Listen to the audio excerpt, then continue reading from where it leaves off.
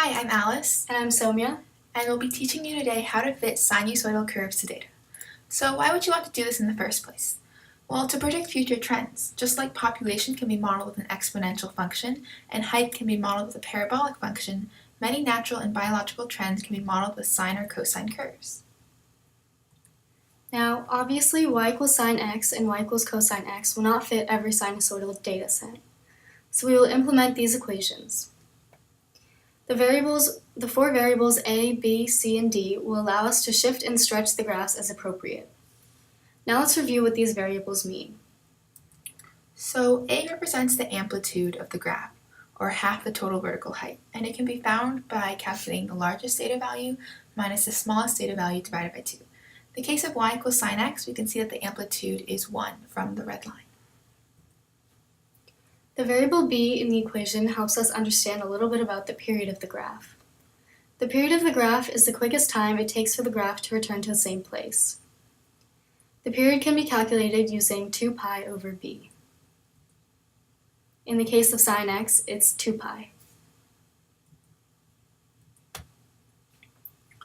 Alright, so c is the horizontal shift of the function.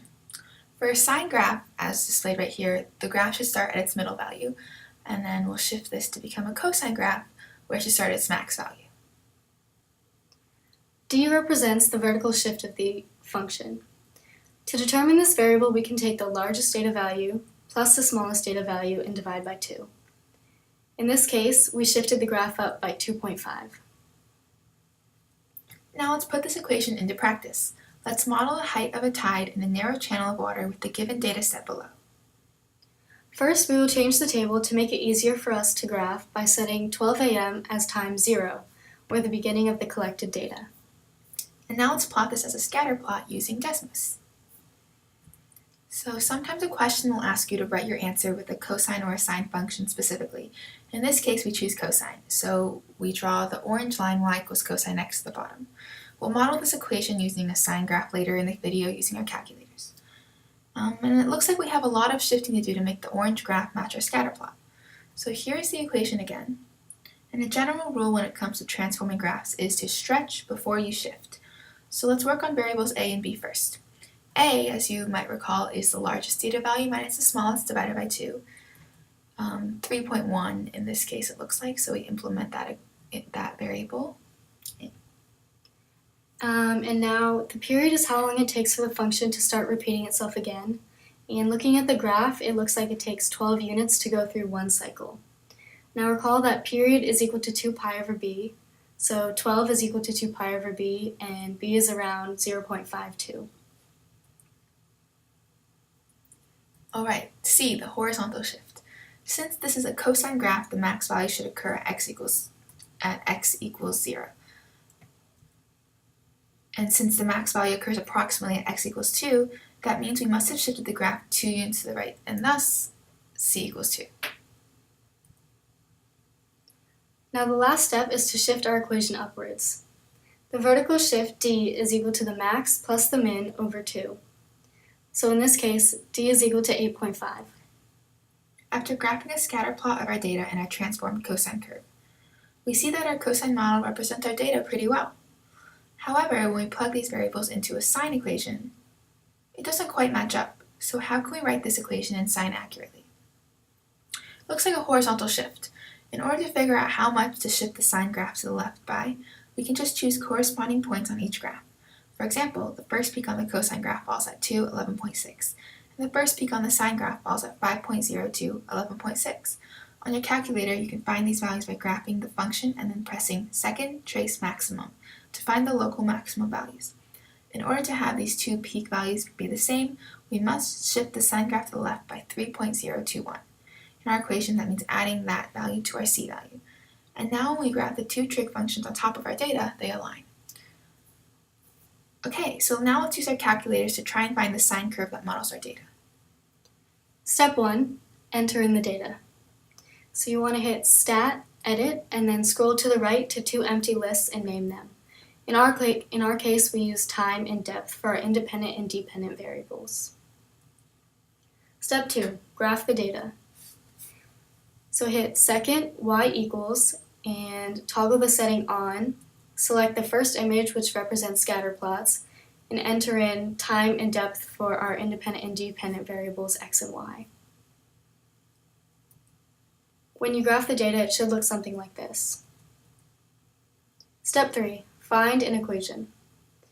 So you want to go over to our calculators again and hit Stat, Calc, and then scroll down to Sine Reg and enter in the correct data.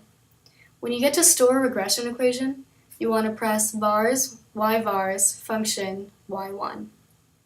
Your calculator should look something like this. And when you press Calculate, you should get the following regression equation. Now when you go to graph the data, you'll be able to see how well the equation fits it. So we notice that the equation from our calculator does not look exactly like the one we derived.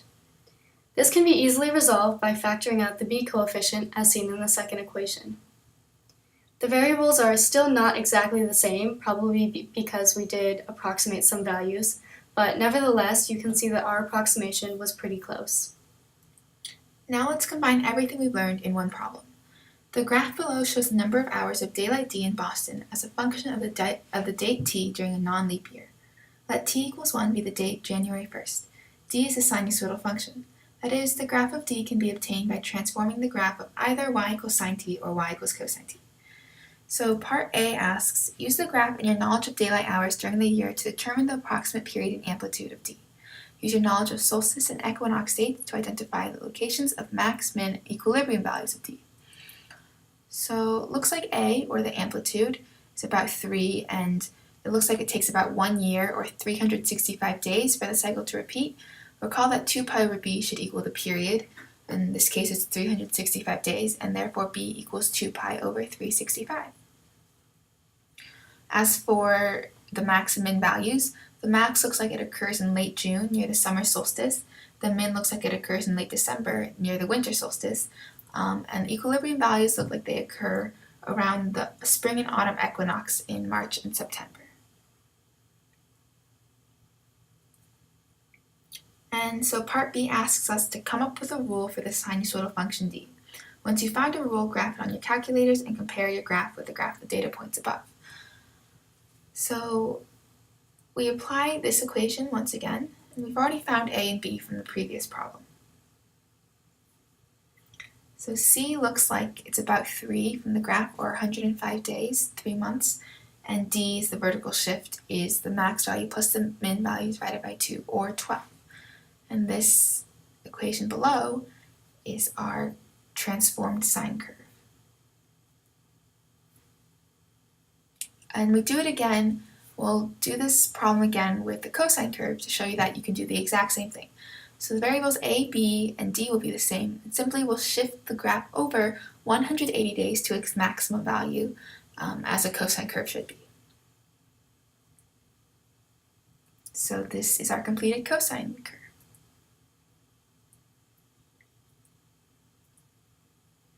Part C asks, according to your model, how many hours of daylight will Boston experience today? And on what dates does Boston experience 10 hours of sunlight?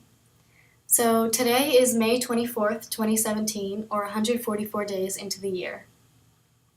Plugging 144 into our equation, we get that Boston will experience about 14.4 hours of sunlight today. To find when Boston experiences 10 hours of sunlight, we will graph our equation along with the line y equals 10 and find the intersection of our two graphs. These graphs intersect at 46 days and 313 days.